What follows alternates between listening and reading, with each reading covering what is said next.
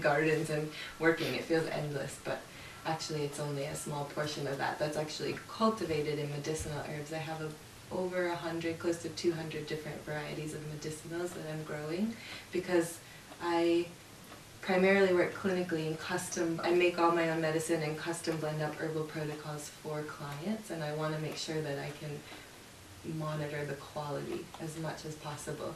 So for me, that means that everything I grow and make is organically grown. We call it beyond organic. It's the best of the organic practices, and then leaving behind some of the ones that we think are a little bit iffy.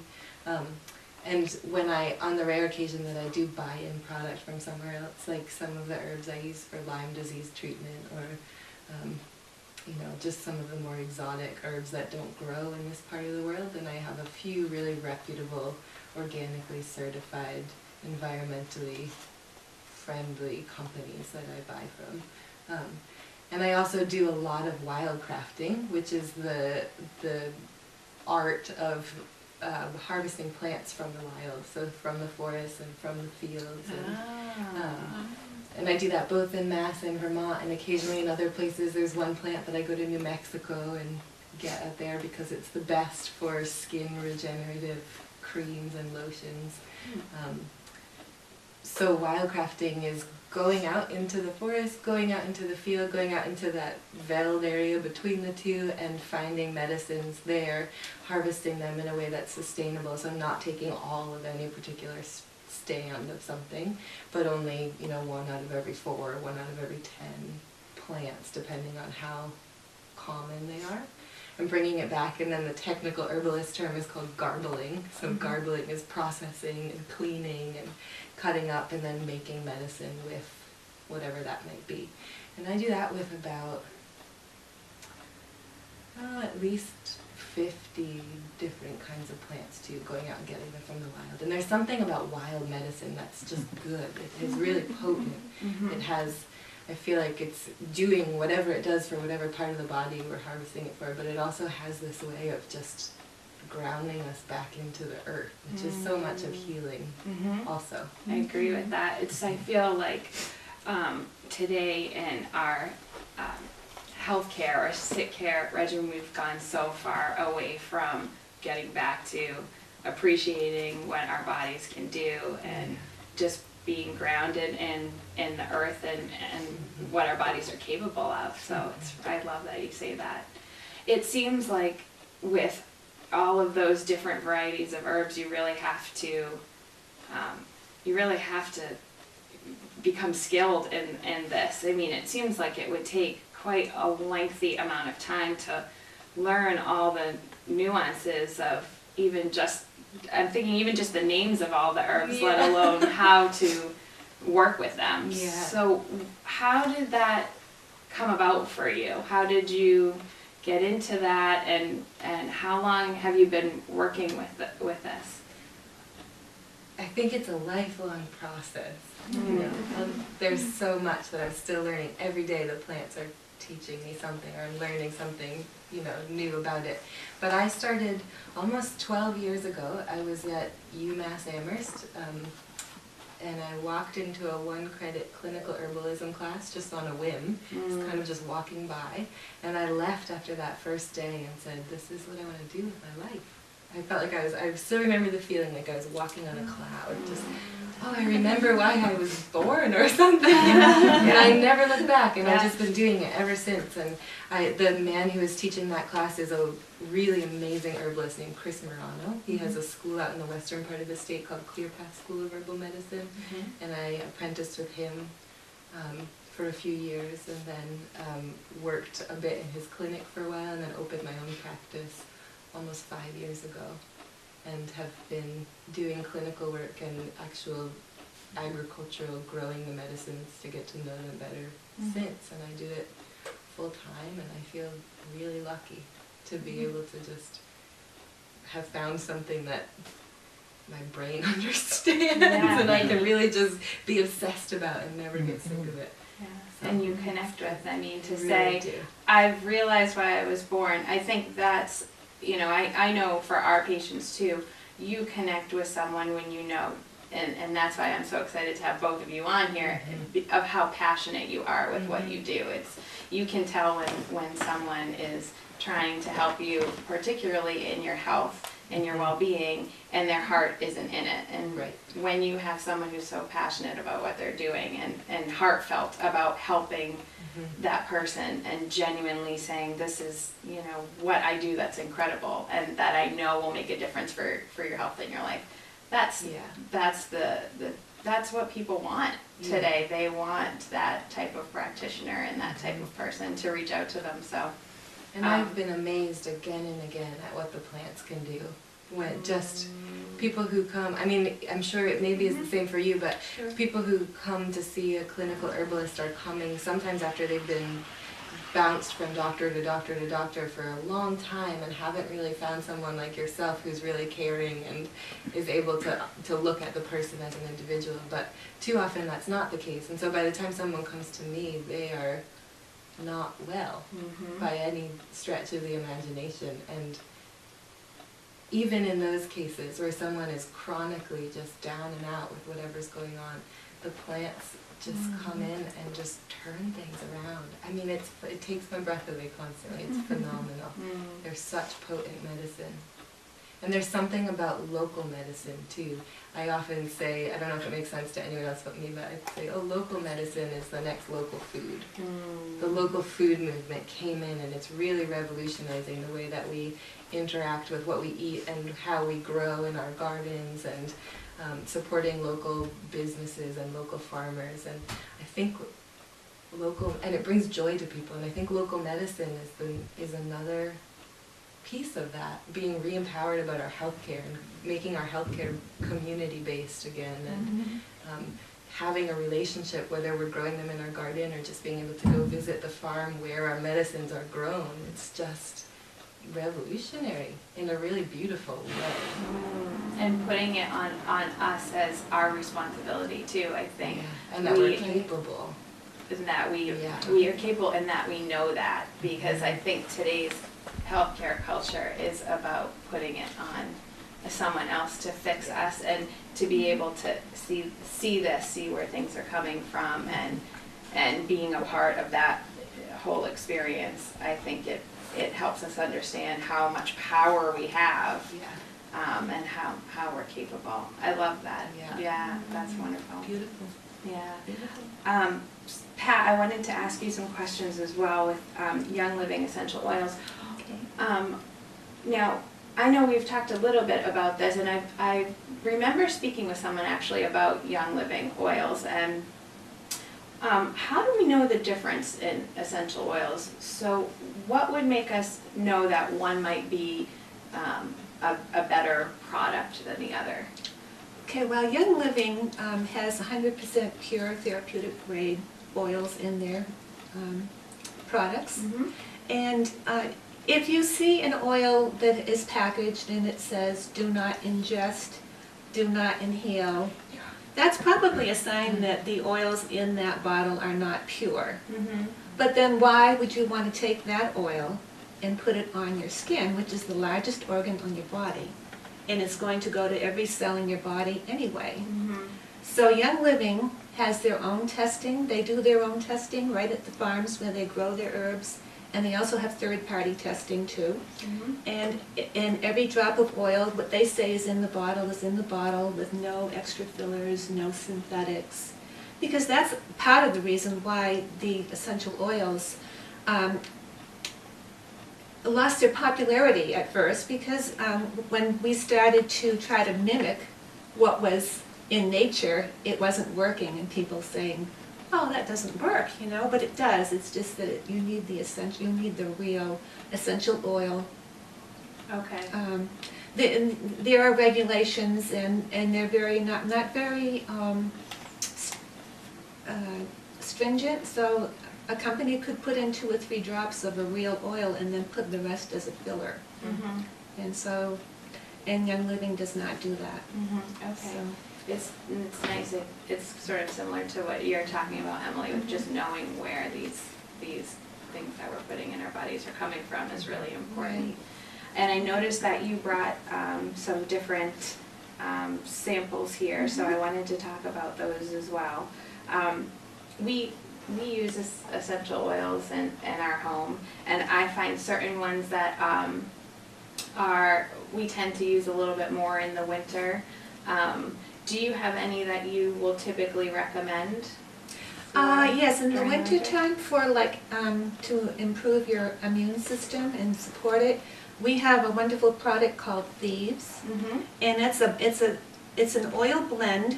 It has clove in it, cinnamon, lemon, and rosemary. And clove has a very, very high antioxidant value. And it also has eucalyptus in it. Okay. And it's just a very powerful way to strengthen your immune system by using the blends because they work synergistically together. Mm-hmm. And you can use it in a diffuser, Mm-hmm. and it's a cold air diffuser.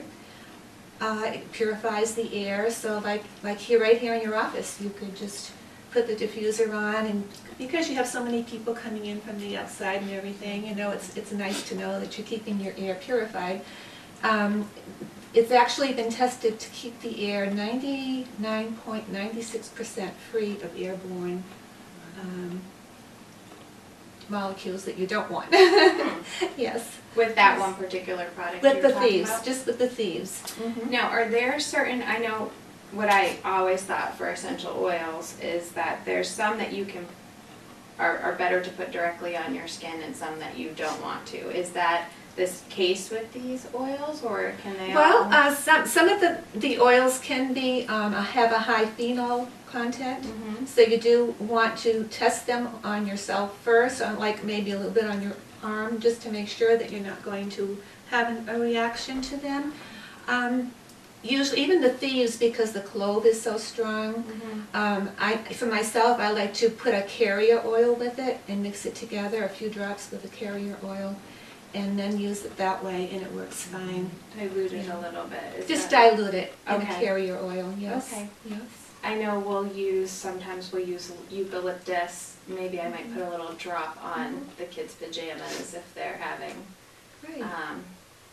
maybe being a little stuffy. Right. And I know lavender we'll put directly on our skin. Yes, lavender would be definitely mild. And I like, one of the things I wanted to talk about with the diffuser is I think one huge component of boosting your immune system in the winter is stress. And I don't think it's a coincidence, I'm sure you agree with me that I don't think it's a coincidence that our immune systems are taxed during the time of the year where we're the busiest, we have the most on our plates, we have holidays and parties and terrible food in front of us and no sunlight. and no sunlight, which is where I was going. We don't winterize our bodies. We don't give our bodies a chance to.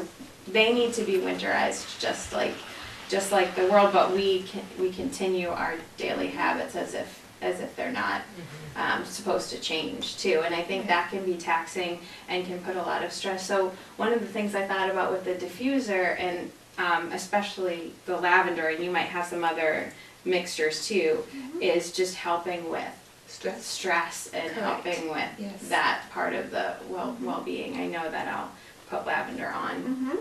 We also have some blends that are for stress. One is Stress Away, and the other one is Peace and Calming, Okay. and those are very effective also.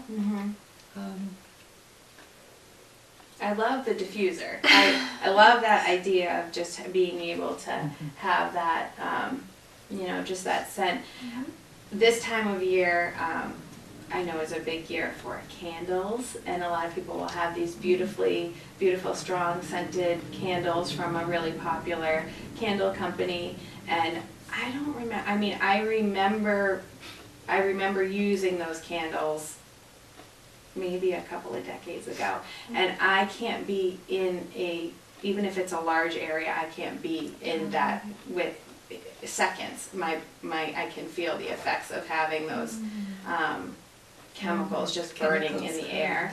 And so we talk about trying to avoid a lot of toxins, and I think that's one hidden one that if you're not used to being cleansed from that. If you're used to having the candles on all the time, you may not notice, but what a difference it makes when you're not exposed to that for a long period of time. So this is a nice alternative to that for those who want something, and you can also have the benefits of it too. It's not taking away from your health, it's actually boosting your Right, health. and you don't have to worry about it destroying the good bacteria in your body either. It will not destroy the good bacteria that you Okay. want, so that's a Yeah. positive thing. And also, I wanted to mention, because the oils are also have frequency, so we were talking about the sunshine and keeping your, without being out in the sun in the wintertime. The oils have a frequency anywhere between 58 and 320 megahertz.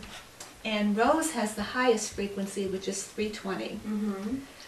And when your body loses its frequency, the lower it goes, the more susceptible you are to disease and sickness. So the oils really help to boost that. And when you're used to using them, you don't want to be without them. They really, really help. And you notice, I mean, we'll see it in our office. I'm sure you see it too, Emily. Sometimes you don't know how lousy you feel until you don't feel that way anymore. And then you say, oh my goodness, I didn't even realize, I came to you for this and I can't believe how much this has changed or this has changed. I just became so complacent in how I felt. So that's really very, interesting. very true. And there was I love the quote on your website, Emily, that says, it is rare for a health issue to have arisen in isolation. And I think that's probably another fault in our healthcare system, is that we put a person into parts, and a person doesn't heal when they're cared for in parts. They heal when they're cared as a whole being. And one of the things I love about this show is that we're going to combine all the different aspects of what helps a person be strong and healing, and that it's not really just one facet, that it's many things that you can pull from for strength. And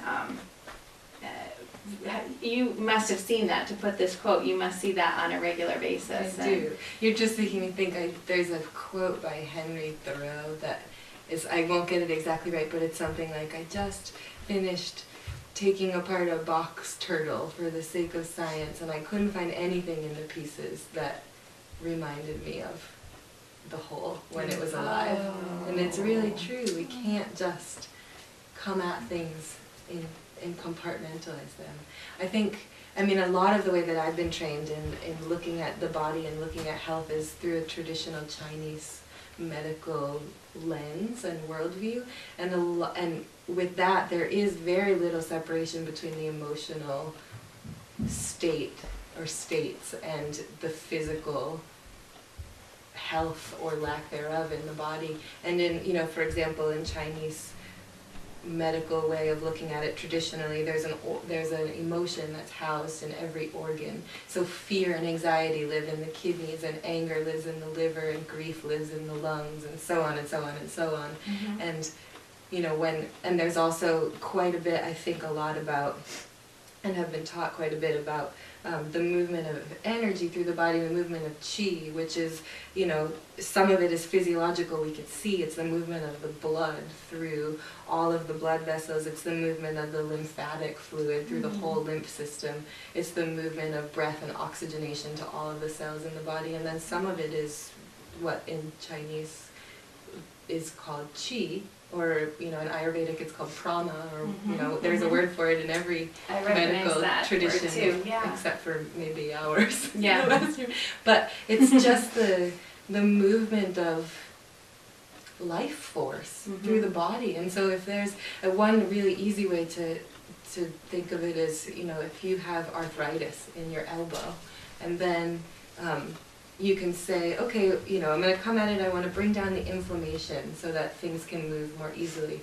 That's a pretty standard Western medical way of looking at it. But on top of that, and in addition to that, in the traditional Chinese lens, they would say, yeah, we want to bring down inflammation so that things can move, but we also want to help the liver, because the liver is where the free flow of energy is kind of centered in the body. That's the organ that houses the qi, the motor that moves the qi. I'm going off the deep end here with the Chinese, but I love it so much.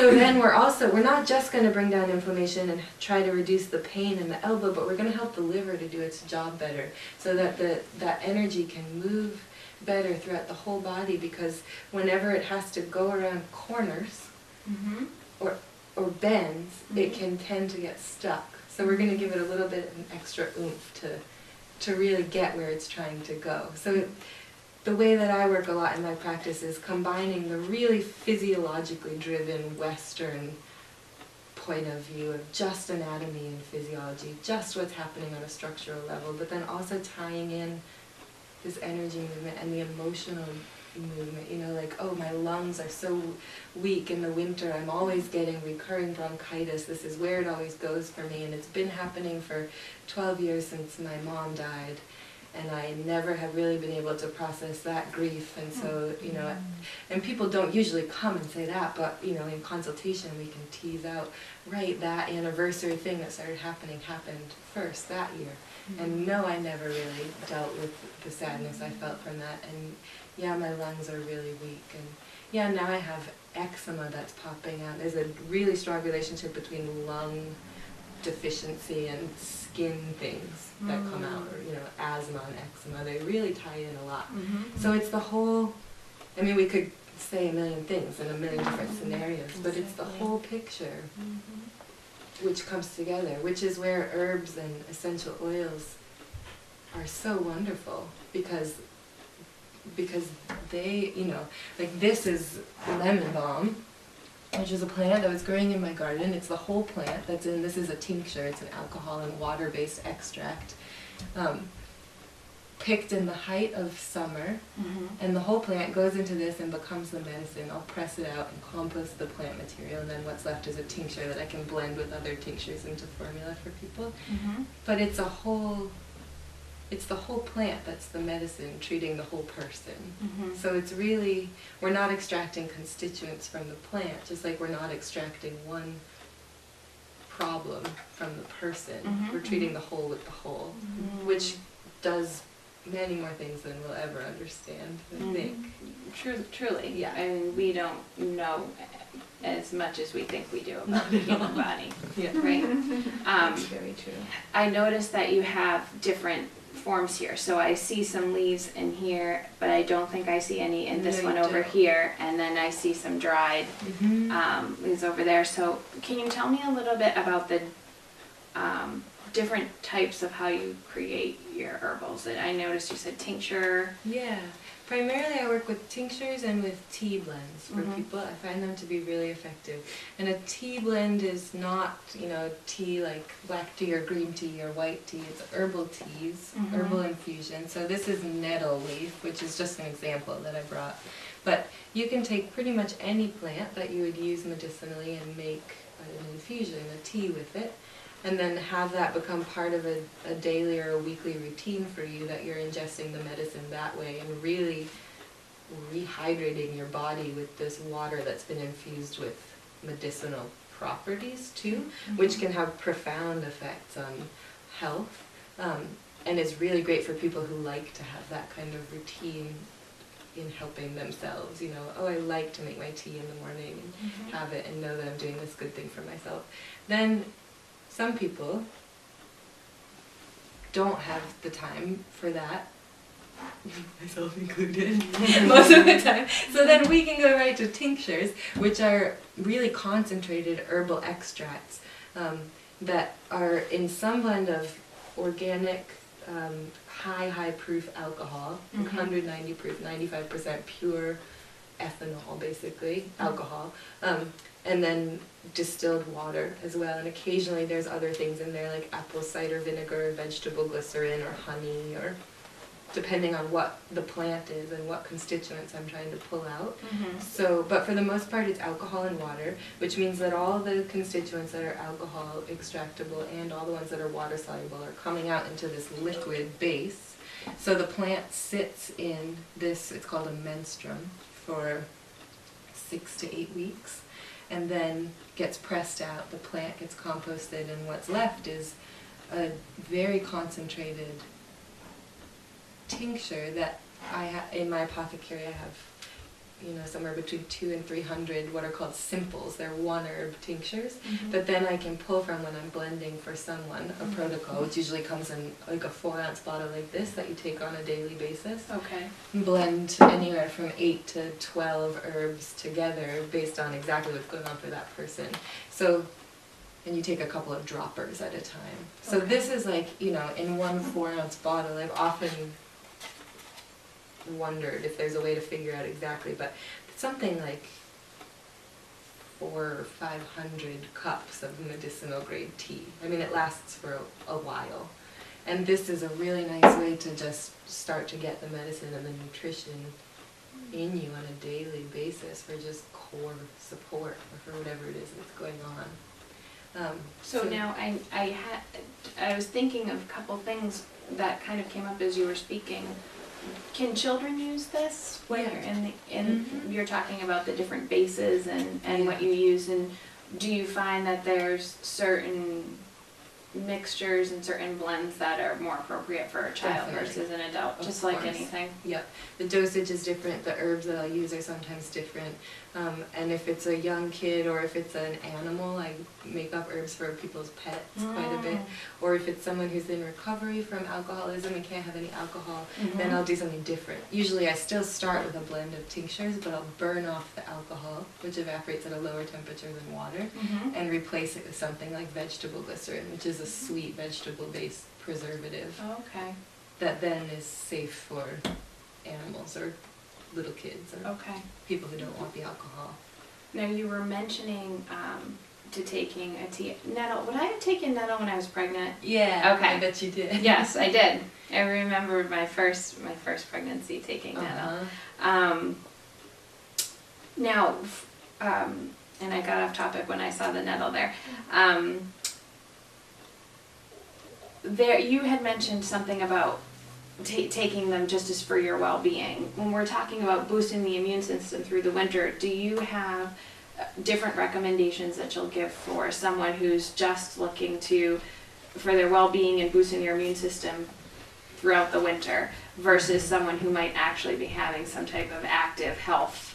Definitely. Yeah.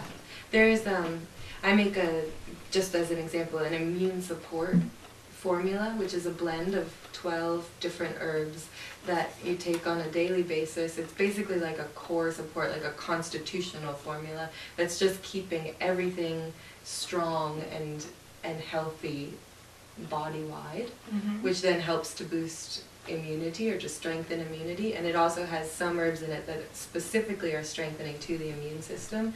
And then if someone is feeling like they're coming down with something, then we switch to a different blend of herbs, which I call cold and flu, the general blend for people, which are heavy duty antibacterial, antiviral, antimicrobial. Let's just kick this thing out ASAP, because who has time for that?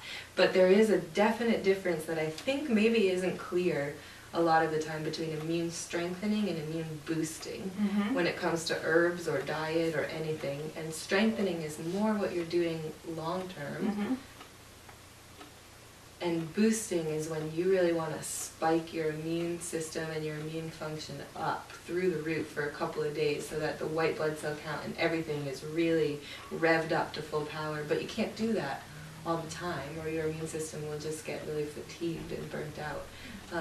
And I think that's a lot of why, echinacea has been like a up and down superstar in the media for a while as a cold and flu immune booster kind of herb. And some people swear by it and some people swear that it doesn't work at all. And I think that there has just been a lack of education to some extent on what exactly it's doing and when exactly to use echinacea. So you don't want to take echinacea all winter long. Because echinacea is one of those things that's really revving up your immune system. And your body can't sustain that, and so it becomes jaded to basically to the impulses that the plant is giving when it's inside of you. It's just saying, rev up, but eventually you just stop listening because you can't sustain that kind of energy. But if you feel like you're coming down with something, or you're in a situation, you're traveling on a plane, or you're around people who are sick, and you really want to rev up like that, then echinacea is good to take. But if you've already been taking it all winter, it's not really going to do you much good when there is something going around. So And it's the someone who same- says they want to take echinacea, I mean, I feel like we're hearing more and more about flu season earlier and earlier and earlier. I mean, I do not remember hearing about flu season in the summer, and now you see it on the media, and you'll see little blurbs about it to, you know, get us to think about what we need to do for flu season. So someone who may say, you know, okay, I need to start boosting my immune system in August or September as we're hearing this, that's not something. No, and in fact, they don't want to be boosting their immune system, they want to be strengthening it, which is the difference right there. That I think we Okay. just have a lack of language around the fairly complex thing that is the immune system. So we want to strengthen with really good diet, really good nutrition, and really building and strengthening and gently detoxing and function-enhancing herbal blends and oils during that preventive time, and then just hit hard with the heavy-duty antiviral, antibacterials, and immune boosters when we need them. When you need them. That's so important because I see that a lot too, and I think we're just sort of prone to it. I think it's just American culture is to think about our health when we feel something or see something wrong, and to sort of put it on the back burner when everything seems okay. So this is something I think that's really important, because when we talk about boosting your immune system through the winter, it's a very reactive approach, and maybe the reason why a lot of people will have health issues over the winter. But if we're thinking about it in terms of a strengthening all the time and using some of these to strengthen our well-being all the time, then you might even be less likely to need the boosters because Definitely. you're already being so proactive about it. That's really good. I wanted to ask you some questions about the common forms, and one of the things you talked about with the strengthening and the boosting with the herbs, is there ever a time when the herbs will run out of their potency, or You mean like in a expire, purse? I Oh, guess, yeah, is there? sure. So Yeah. is that different for every herb, and how do you know, I mean, you as a clinical herbalist will be able to tell your client what they need to know about that particular blend. Yeah. I can speak for my own products at least, and one would hope that most of the products on the market are of similar quality, but I don't know for sure.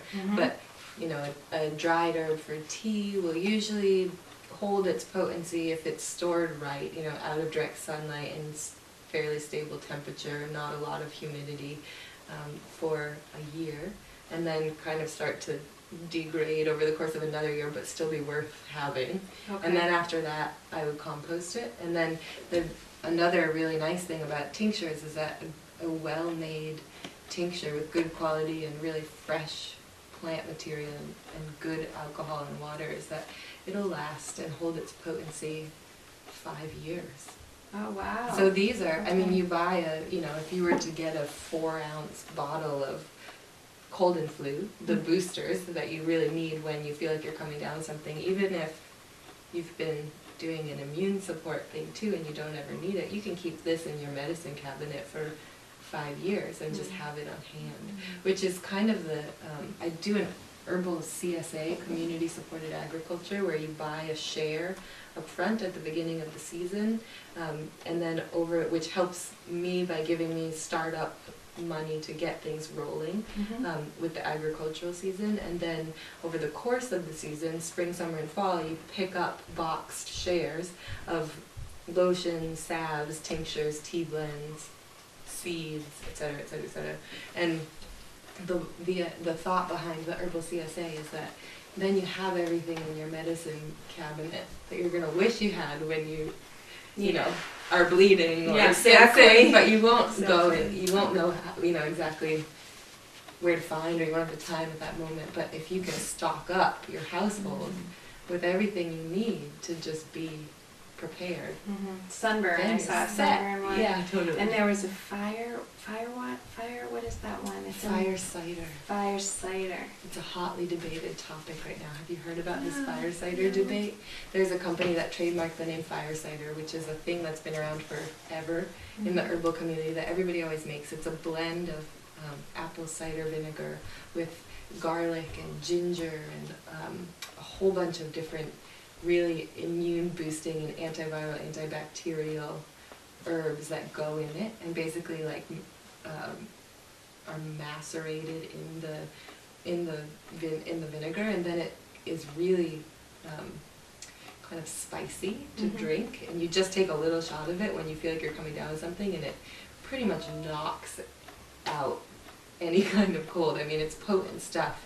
Sounds potent. But this company just trademarked it and is trying to say that no one can call it fire cider anymore. So that I put that up on the website beforehand. But there's been this huge, if you just Google fire cider debate, you could learn way more about it than you ever wanted to. But Yeah. Well, garlic, I mean, those are ones that, well, we It's a know. traditional, Nutritionally to take too. totally. Interesting. Pat, do you notice that different seasons that people are interested in certain essential oils during the different seasons? So in the winter, are you noticing that they're looking for certain... The immune support ones, Mhm. yes, almost definitely. Do you notice that they are using them throughout the year? Do they mostly come during the winter? And would you recommend that they're using certain ones throughout the year more for the support that we're talking about? Well, I use them, you can use them throughout the year for a basic support, and then if you feel like you're coming down with something, then you can increase the dosage. You really can't overdose on the oils. Okay. Of course, there are descriptions that you have to take, that you would like to read their labels and follow that too, of course. Use it with wisdom, of course. So, Do you have favorites that you use? well, Thieves is one of my favorites, definitely, most definitely. I also enjoy frankincense is another wonderful one, and I love to use the lemon oil in my water, very high in limonene. I love the lavender is a wonderful product too, especially at night if you want a good night's sleep. Let's just put some on the bottom of your feet and put a little bit on your pillow, and Oh, that's an idea to too. put you right to sleep. The oils can be used not only diffused, but also put topically, on location, bottom of the feet, or if you're using something for pain, we have one that's called Panaway for pain, and you can apply it directly to the joint. And also, they can be taken in. They can be ingested also. Is that a blend? The The Panaway? Panaway is the blend. It is? Yes. Okay. Yes. It has helichrysum in it. Off the top of my head, I can't remember the other. And wintergreen is another one that's in that. Okay. And it's very, very powerful and very effective. Good. Good. So. Now, a couple of questions I had, maybe even for both of you, is today with more and more people taking more pharmaceutical medications, you kind of have to be aware of those and think about that when you're introducing herbals, or I don't know about ingesting the essential oils. Pat, you may have some info on that, but how do you think about that, and how does that come into play when, I mean, I know we've had patients who've come in here on a dozen or more medications, and they'll have their paper to remember. We always everything. tell people to consult their physician, definitely before they use the oils. And all the single oils are said to be safe to use. Personally, I like to just apply it to my body and topically, because it's going to go to every cell in my body within minutes anyway. Some people do like to ingest them though. The Thieves, we have actually a product called Inner Defense, and that has the Thieves right in the capsules. And you can take it internally. Okay. We usually recommend that people purchase a desk reference, and that can tell us, it has the safety precautions, and you can find out more there as far as what oils are recommended for ingestion or are not recommended. There's a lot of blends that might not be recommended. Okay. So you definitely have to use the oils with some research. Okay. Yes. Now the Theve capsules, that would be because someone wanted to take it orally, or because maybe it's just, is it more palatable if they take it with that, or just easier? I think that maybe too, it might be a time when you're feeling like sickness is coming on, maybe that's when you would grab that, as opposed to just putting the oils on. And I don't want to say just putting the oils on, because they are very effective. I haven't had a flu or a cold in over a year now just by using the oils topically. So I think a lot of people use the inner defense just to kind of like boost themselves. I don't think they take it on a regular basis. I'm not sure about that. I've been in the company for a little over a year now, so I'm still learning myself as far as what people like and what they do. So that's a good question I always like to ask too, which I wanted to get in with you, is how did you become so interested in essential oils? Was it personal exploration, or how did you become introduced to them? And well, I had just recently stopped working and had retired. I'm not retired now. And I met a lady at my church, and she mentioned she was taking oils to help with her circulation in her legs, and it was really helping her a lot. And that kind of got my interest. I've always been health conscious and really into the health things that are available. So she told me where there was a meeting, and I went to one of the meetings, and that's how I got hooked on the oils. Yes, and so just started using them, exploring them, and I've been using them ever since. It's a journey, just like what you do with the herbs. It's a journey that just you keep learning more and more as you go. yeah, can never learn enough.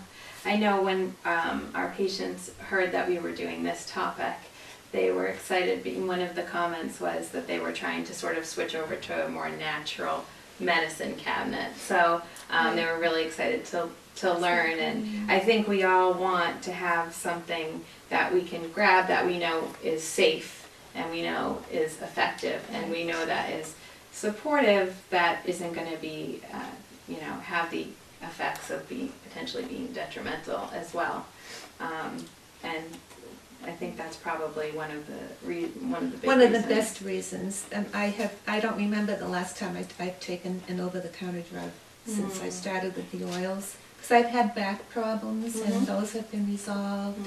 We have a wonderful oil called Valor. It helps with the balancing the electrical energies in the body. And that really helped me when I was going through chiropractic help. I used the Valor also, and it really helped to keep my chiropractic corrections in line, which was really, really nice. And then again, the oils for the pain, a wonderful way to alleviate pain. So I have my full medicine cabinet at home, and it's only oils. I never go to the over-the-counter medications, and so don't have to worry about all those awful side effects that you can get. Yeah, so that can come with things. Right. Emily, what's the difference between a traditional herbalist and a clinical herbalist? And I've never, I guess I didn't realize there was a difference. I guess I always thought of herbalists as being clinical. So yeah, I don't know. I mean, there's no dictionary difference. I think on my website I call myself a clinical and traditional herbalist, meaning that I have a foundation in the scientific constituent relationships and how they interact with various physiological processes in the body, which is very clinical, and then also have a deep respect and admiration and love for the plants themselves and the magic that I see happening, which we can explain with scientific language or, another. But when the interaction between plants and people happens, and traditionally, before science was a language that we were speaking so fluently, people worked with plants for medicine, for ages, forever. And So, and there's a lot of wisdom that's been passed on from that traditional use of plant medicine. I mean, if celery worked to mend broken ankles, we would use it, but it doesn't. But these other things do. So there's been like a knowledge that's been passed down that has weeded out things that work and things that don't. That's the traditional bit of it. And the clinical bit is, like I was saying, and also that there's new things coming out all the time about how plants and people are interacting. I have a lot of patients who I am helping with Lyme, because Lyme disease is so common around here. I mean, it's probably 60-65% of the people that I'm working with now are coming primarily for Lyme because they're just suffering. And, we're learning more and more and more about Lyme as we go on in a very clinical way. For example, Japanese knotweed, which is a plant that grows all around here. I'm sure it's probably on the roadside by your house. Everyone hates it. It's an invasive. It looks like big, tall bamboo. It puts out these white sprays of flowers, and it grows in these huge clumps. And it's taking over everywhere. If you were to go into a lab and try and come up with a constituent profile that was really specific to coming at and stopping the progression of Lyme spirochete bacteria, the bacteria that cause Lyme disease, what you would come out with would be Japanese knotweed root. To a T, pretty much. And the root is what's the medicine. The plant just showed up as an invasive in the amount that it is now, not very long ago. Lyme has been growing at a rate that's very similar. There's some really interesting studies that have been coming out. Because the root's the medicine, if we were using it for Lyme to the extent that we could be, based on the number of us who have Lyme around here, probably wouldn't be invasive. And if you look at a range map of where knotweed is invasive and where Lyme is becoming an epidemic, they overlap remarkably. So there's so much, and I guess that's like a way to put together the clinical and the traditional. There's so much going on that we don't quite get. I mean, the knotweed is just throwing herself at us, being like, I'm right here. Here I am, I'm the perfect medicine for you. And then all the clinical trials and studies are coming back corroborating the fact that, this is amazing medicine for exactly what's happening in this area. So that kind of blend. Do you have a concern? This must be a big talk within your community of herbalists about the clearing of so much forest and these plants, and if we don't know about this particular weed and we pull it out or we spray it with something to get rid of it, we're obviously taking away from an opportunity that's right before our eyes for something that needs it. Sure. Yeah.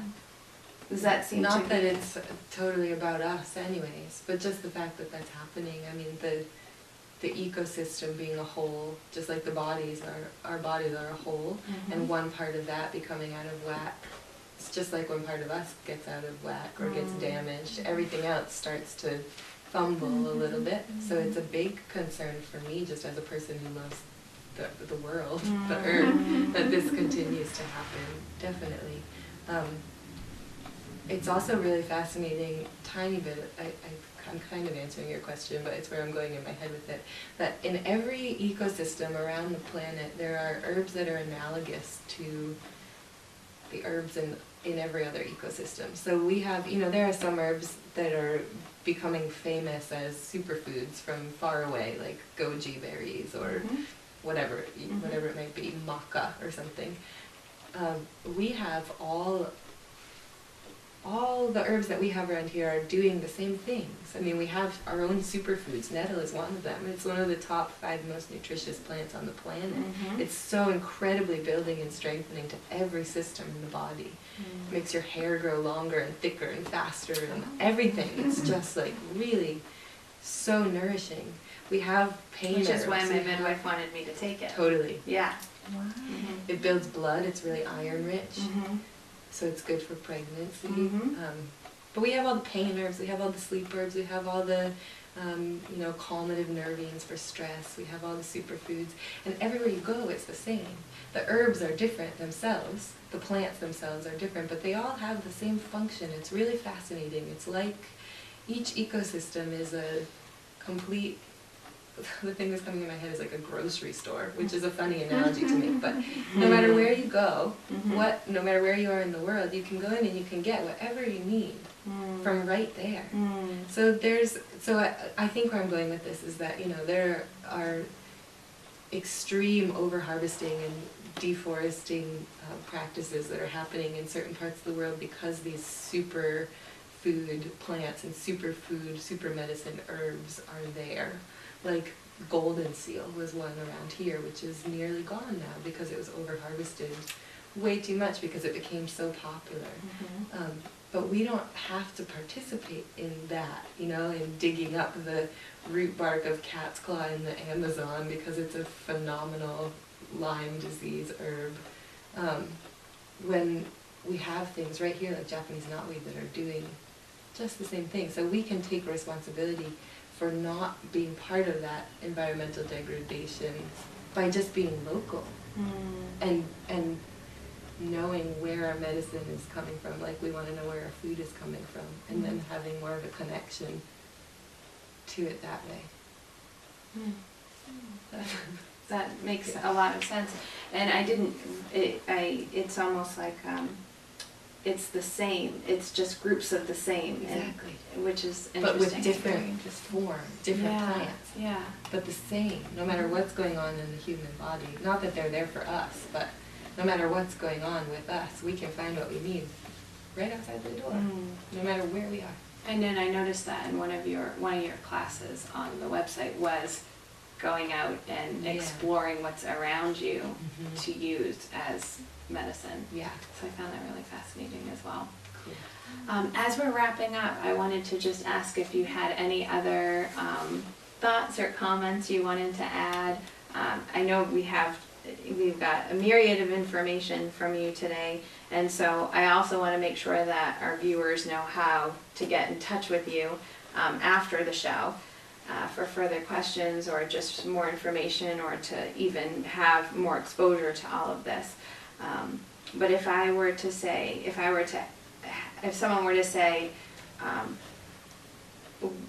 why should I look into this? What would be the most benefit in looking into this for boosting my immune system? If you could say in a couple of sentences what that would be. Would anyone like to start that? Go ahead, you go ahead. Well, I think that people and plants have co-evolved forever to be synergistic with one another. So when we take really potent, powerful plant medicines into our body to help us be strong in our immune system or whatever is going on with us, the body knows exactly how to break down and disperse and handle the medicine that's coming into us. And so it works just as or more effectively as pharmaceuticals a lot more of the time than people think.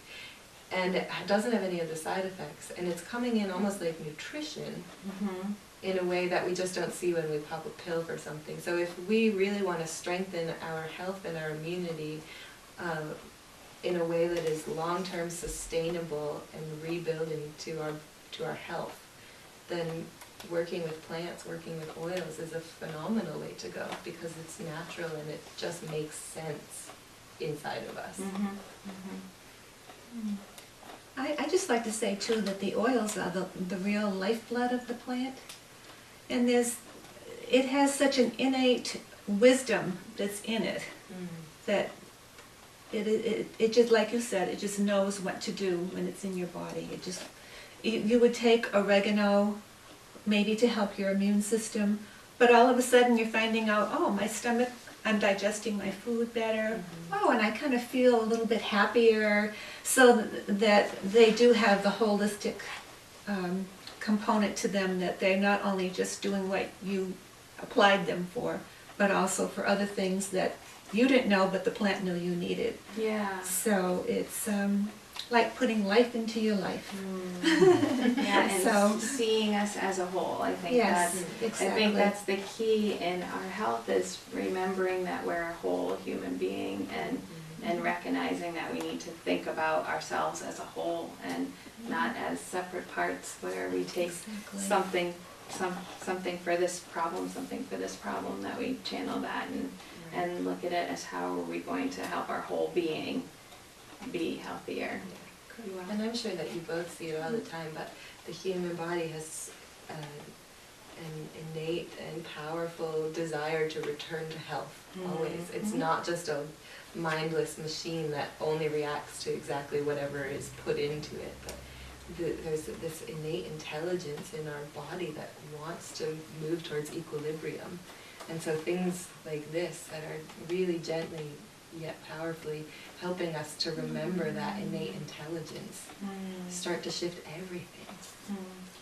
The chiropractic is so connected to Yes. what it's about, innate intelligence. And I know we're wrapping it up, but you bring up this whole other important point about innate intelligence, and we're always talking about that here in our office and as chiropractors, but we think that our body is wrong in a lot of ways. If we digest something that our body is not meant to have, we vomit it up, and we're taught to think that's the problem. The vomiting is the problem. If we have a fever because our body is temperature rises to fight off what it needs to, we see the fever as the problem, and we're taught to treat that as the problem when the body is innately doing what it knows to do to be well. So, I love that you say that, because now we're hearing and seeing so many commercials and advertisements about squashing these symptoms, when the symptoms are the healers. That's how the body moves through that. It's smart, it knows what to do, and I think if we learn that, we're going to turn around the fact that our culture is just such a sick culture. If we appreciate that our body is really brilliant and that the signs and the symptoms are only messages, Right. that is an avenue for what's going on inside that we need to explore. So, yeah, that was really good. That's such an important point now, because we are just getting bombarded with messages about squashing these symptoms and not taking a step back and saying, how do I need to build myself up? What am I doing? What am I not doing? What am I doing that might be making my body not work the way it was designed to? So. And it seems overwhelming to say, well, I'm going to go for the root cause instead of the symptom, because I want my quality of life to be good now, and I don't want to have to dig around and find what's wrong. But I think that's a short-sighted thought pattern, where exactly symptoms are like the red flags that are coming up saying something is off. Let's deal with it because it's getting expelled in some other way. And then, we figure out through health consultation or whatever it is, exactly why the symptoms are happening. What is the root of this particular problem? It's not coming up in isolation, so how is it tying in with all the other things that feel a little off that you're not even thinking about because they're your new normal, like you mentioned right at the beginning? And then let's try and shift that balance right from the root, right from the bottom. And then not only does your quality of life improve and your symptoms disappear, but it stays that way usually, because everything is different. That's holistic health care, as opposed to just squashing. That's terrifying to me, just to squash symptoms. Squash. It's really not good. It's like putting I don't know. Covering your smoke detector when there's a fire. Well, there you go. Not So, so good. Yeah, no, it's not, and that's the way we think today. So if we can just grasp that, Yeah. I think we'll have more and more people looking to these avenues, because I hope so. it'll click. So this was really wonderful. I've learned so much from the two of you. I'm really grateful that you were able to come. If viewers want to be able to get in touch with you, Pat, how would they be able to get in touch with you and learn more about the essential oils? Well, I have a website. Okay. It's www.ylwebsite/oilworks. Okay. and then they can find, that's directly to you. That's directly to me on the address bar of their Okay, computer. great, good. And Emily, can they go to your website, or how can they get in touch with you? Yep, the website, it's sweetgrassherbals.com. That's probably the best way. Okay. Or you All can right. email me at emily@sweetgrassherbals.com. Okay, and you're both in Sterling and in Vermont too? Split time. Yes, okay. Wonderful. Well, thank you so much again for coming. This has been really informative. I'm really grateful to you both for taking the time to come. So you have been watching Holistic Health with Dr. Kate, our topic on boosting the immune system through the winter months, and we will see you next time.